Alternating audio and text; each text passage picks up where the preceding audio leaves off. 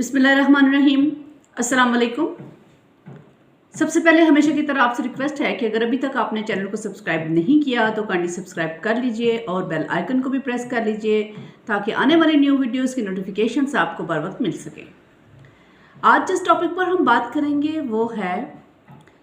Power of attorney. Power of attorney की definition जो है वो स्टैम्प एक्ट की सेक्शन 21 सबसेक्शन 2 में इन अल्फाज में बयान की गई है कि पावर ऑफ अटॉर्नी यानी मुख्तारनामा से मुराद ऐसी दस्तावेज हैं जिसके ज़रिए उसका तमील कनंदा एक खास शख्स को अपनी तरफ से और अपने नाम से अमल करने का इख्तियार देता है। पावर ऑफ अटॉर्नी जो है वो दो किस्म की हो सकती हैं, जिसमें सबसे पहले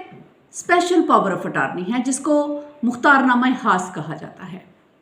किसी एक महसूस काम की सरअंजाम दही के लिए मुख्तार का तकर्रुर जिस मुख्तारनामे यानी जिस पावर ऑफ अटॉर्नी के ज़रिए होता है उसे स्पेशल पावर ऑफ अटॉर्नी कहा जाता है। किसी एक अमर की वजाहत कर दी जाती है जो इख्तियार अलैह शख्स ने अंजाम देना होता है, इसलिए उसे मुख्तारनामा खास कहा जाता है, यानी जो सिर्फ एक खास काम के लिए दिया गया होता है। कुछ सूरतों में जो है मुख्तारनामा खास होता है, जैसे कि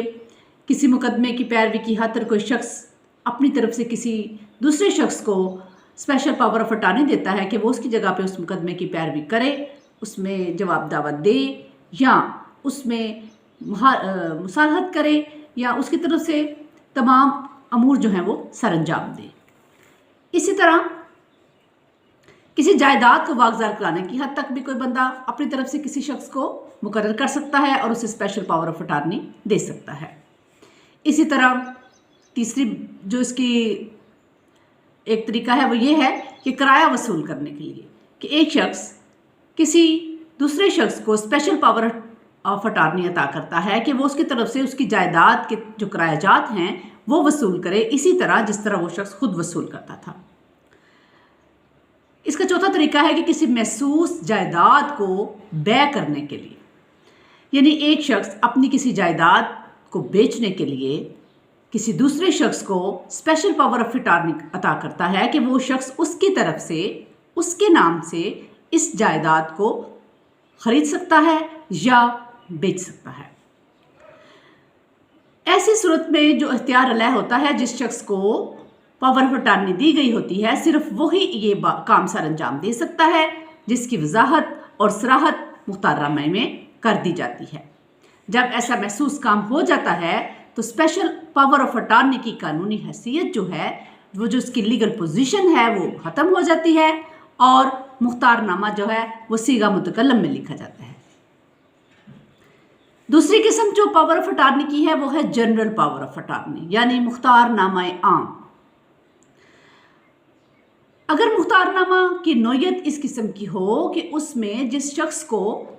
मुख्तारनामा दिया गया है यानी पावर ऑफ अटॉर्नी दी गई है वो कोई सरअंजाम काम अदा करने के लिए दिया गया हो या जायदाद से मुतल्लिक जितने भी एहतियारात एक शख्स इस्तेमाल कर सकता है, और ऐसा शख्स जो है वो ऐसे तमाम एहतियारात की सरअंजाम दही के लिए तमाम एहतियारात अपनी तरफ से और अपने नाम पर किसी दूसरे शख्स को बज़रिया मुख्तारनामा मुंतकिल कर दे, तो ऐसे मुख्तारनामा को मुख्तारनामा आम कहते हैं।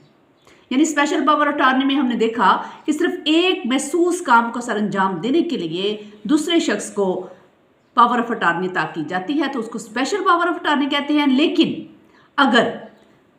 एक शख्स अपनी जायदाद से मुतल्लिका या अपने मामलात से मुतल्लिका तमाम अमूर को सरअंजाम देने के लिए किसी दूसरे शख्स को पावर ऑफ अटॉर्नी अता करता है तो वो जनरल पावर ऑफ अटॉर्नी होगी।